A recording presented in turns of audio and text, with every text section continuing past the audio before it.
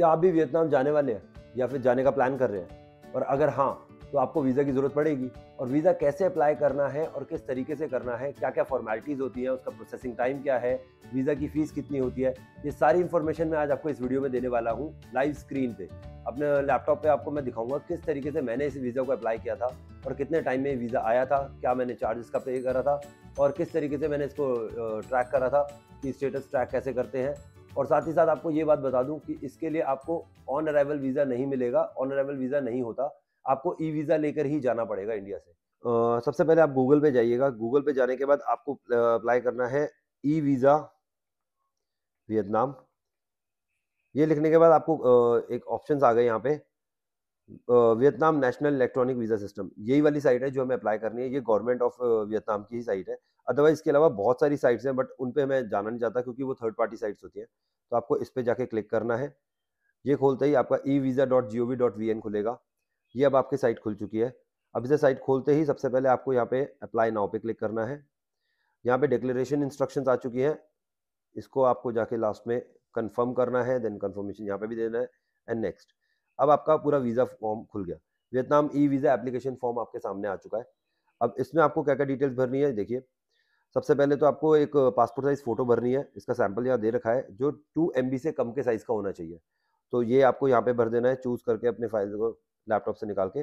Then उसके बाद एक पासपोर्ट स्कैन कॉपी, आपके फ्रंट पेज का स्कैन कॉपी आपको चाहिए होगा, वो आपको इसमें अप्लाई डालना है। और ये डालते ही आपका जो पासपोर्ट साइज फोटो है और आपके पासपोर्ट के अंदर जो फोटो है वो दोनों को मैच करेगा और आपको यहाँ परसेंटेज बता देगा कितना मैच हो रहा है। वो सिर्फ एक वेरिफिकेशन के लिए होता है कि हाँ पासपोर्ट और आपका जो पासपोर्ट है वो और जो आपने फोटो डाला है वो मैच कर रहा है कि नहीं कर रहा। वो करने के बाद आपको सारी इन्फॉर्मेशन यहाँ डालनी शुरू करेंगे। तो इन्फॉर्मेशन ज़्यादा कोई टिपिकल नहीं है, बहुत ईजी है। पर्सनल इन्फॉर्मेशन में आपको सरनेम डालना है, मिडिल नेम में आपको फर्स्ट नेम डालना है, डेट ऑफ बर्थ डालना है, देन नेशनैलिटी डालेंगे आप अभी इंडियन, एंड देन उसके बाद ईमेल आईडी डालेंगे। ईमेल आईडी में आपको वही चीज़ डालनी है जो आपको आपका पर्सनल ईमेल आईडी है। और आप यहाँ पे क्लिक कर सकते हैं agree to create account by email. वही ईमेल आपका एक आपका अकाउंट भी बन जाएगा लॉगिन आईडी पासवर्ड के लिए।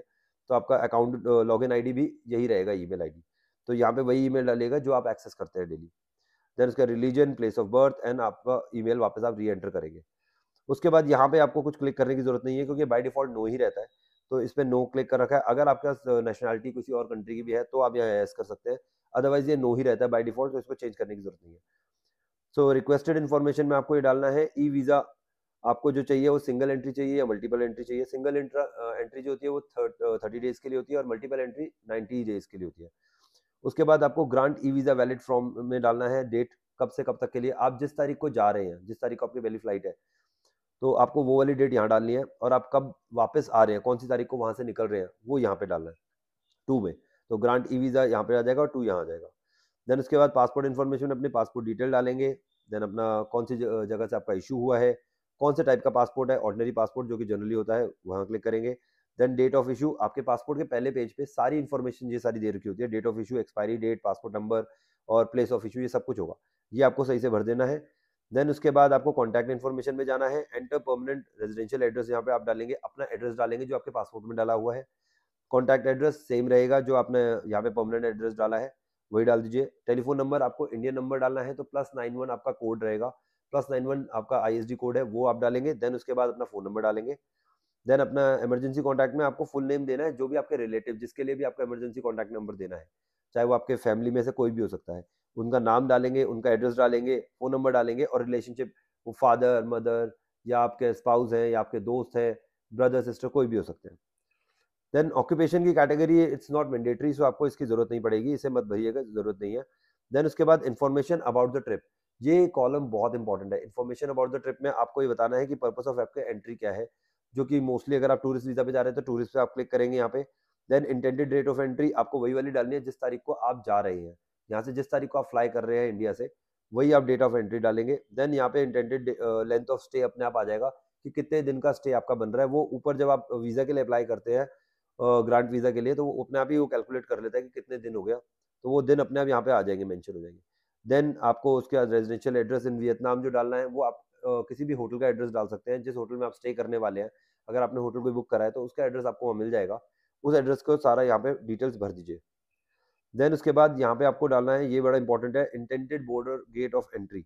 यहाँ पे आपको डालना है जिस एयरपोर्ट के थ्रू आप एंटर कर रहे हैं वियतनाम में, मैं हनोई गया था, तो हनोई से ही गया था और हनोई से ही आया था। तो मैंने उसके लिए चूज़ किया था नोबॉय एयरपोर्ट, इंटरनेशनल एयरपोर्ट, जो कि ये रहा, नोबॉय इंटरनेशनल एयरपोर्ट। ये मैंने सेलेक्ट किया था जाने के लिए भी और आने के लिए भी। सेम मैंने करा था क्योंकि मेरा जहाँ से मैं गया था, हनोई से ही गया था। हनोई के बाद मैं पूरा का पूरा कंट्री घूम के वापस हनोई आया था लास्ट डे, और वहीं से मेरी वापस की फ्लाइट थी। तो वहाँ यहाँ पे भी आप हनोई में हनोई का एयरपोर्ट डाल देंगे, नोबॉय एयरपोर्ट, नोबॉय इंटरनेशनल एयरपोर्ट डालने के बाद कमिटेड टू डिक्लेयर, आप ये सारी चीज़ें करने के बाद देन ये भी जो ऑप्शंस दे रखे हैं नो ही रहते हैं मोस्टली। इसमें भी कोई चेंजेस नहीं होते क्योंकि ये बाय डिफ़ॉल्ट इन्होंने दे रखे हैं। तो नो रहेगा। देन उसके बाद अगर अपनी चिल्ड्रन इन्फॉर्मेशन, अगर आपके पास कोई 14 साल से कम का बच्चा जा रहा है, तो वो आपको इन्फॉर्मेशन यहाँ देनी है। एंड देन अपने ट्रिप के बारे में इन्फॉर्मेशन देनी है, जो कि मैंडेटरी नहीं है, तो इसको मैंने भी स्किप कर दिया था, छोड़ दीजिए। देन उसके बाद आप आई हेयर बाय डिक्लेयर पे जाएँगे एंड नेक्स्ट पे क्लिक करेंगे। नेक्स्ट पे क्लिक करते ही आपका पूरा पेज चेंज होके आ जाएगा रिव्यू एप्लीकेशन फॉर्म।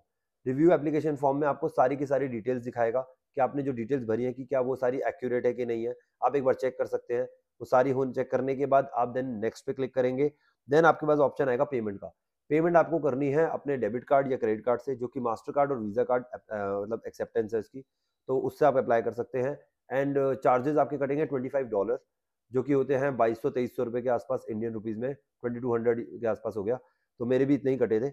ये आपको अप्लाई करते ही आपको पे करना है। देन आपको पे करने के बाद आपको एक एप्लीकेशन वीज़ा नंबर आ जाएगा, जिसको आपको मेल आईडी पे आपका एप्लीकेशन वीज़ा नंबर आएगा, जिस मेल आईडी पे आपने यहाँ पे डाला था। देन उसके लिए आपको चेक करने के लिए यहाँ पे सर्च का ऑप्शन है। आप सर्च पे जाएँगे, सर्च पे क्लिक करते ही ई वीज़ा एप्लीकेशन नंबर का ऑप्शन आएगा। यहाँ पे आपको अपना ई वीज़ा, वही जो आपका एप्लीकेशन नंबर आपके मेल पे आया हुआ है, वो आपको यहाँ पे डालना है। ईमेल आईडी आपका अपना डालना है जो आपने डाला हुआ था। डेट ऑफ बर्थ डालना है और सिक्योरिटी कोड जो यहाँ पे दे रखा है, वही आपको सिक्योरिटी कोड करके आप सर्च पे क्लिक करेंगे। जैसे आप सर्च पे क्लिक करेंगे, यहाँ पे नीचे पूरा इन्फॉर्मेशन आ जाएगी आपकी डिटेल्स की, और उसमें लिखा आ जाएगा कि आपका प्रोसेसिंग स्टेटस क्या है। क्या वो अभी प्रोसेसिंग में चल रहा है या अप्रूव्ड हो गया है। अगर प्रोसेसिंग स्टेटस है, जो कि मोस्टली 4 से 5 दिन लगते हैं और प्रोसेसिंग हो जाती है। 4 से 5 दिन बाद आपका यहाँ पे अप्रूव्ड का ऑप्शन आ जाएगा। अप्रूव्ड होते ही आप यहाँ पे क्लिक करेंगे, डाउनलोड का ऑप्शन आएगा। डाउनलोड करते ही आपको एक ई वीज़ा आ जाएगा, जो कि पूरा एक नॉर्मल पेपर वीज़ा होता है, जिसमें आपको सारी इन्फॉर्मेशन दे रखी होगी, आपका नाम लिखा होगा, वीज़ा कब से कब तक वैलिड है, और सारी इन्फॉर्मेशन उसके अंदर दे रखी होती है। तो ऐसे आप वीज़ा अप्लाई कर सकते हैं। तो यही एक तरीका है, बहुत ईज़ी तरीका है, इसमें कोई प्रॉब्लम नहीं होती और बहुत कन्वीनिएंट है। मैंने थर्ड पार्टी से नहीं कराया था, डायरेक्टली खुद ऑफिशियल वेबसाइट पे जाके किया था अप्लाई। उससे एक तो ये चीज़ थी कि मुझे डायरेक्टली खुद से पता लग गया किस तरीके से करना है, और थर्ड पार्टी के थ्रू चांसेस ये रहते हैं कि आप पासपोर्ट देंगे उनको, पासपोर्ट कब जाएगा, कहाँ से आएगा, आपको नई इन्फॉर्मेशन रहती। तो उससे बेटर है कि आप खुद से अगर ट्राई करेंगे तो बहुत ईज़ी है, 4 से 5 दिन में आ जाएगा। देन यही सारी इन्फॉर्मेशन आपको मैंने दे दी है, तो thank you so much. I hope आपको ये वीडियो सब पसंद आया होगा। इससे रिलेटेड आपका कोई भी क्वेरी है तो प्लीज़ आप कमेंट बॉक्स में आप मेंशन कर सकते हैं, और प्लीज़ इस पेज को फॉलो कीजिएगा, साइरस टॉक्स को, एंड सब्सक्राइब कीजिएगा क्योंकि इससे हमें बड़ी मदद मिलती है। And thank you so much for this love. Take care.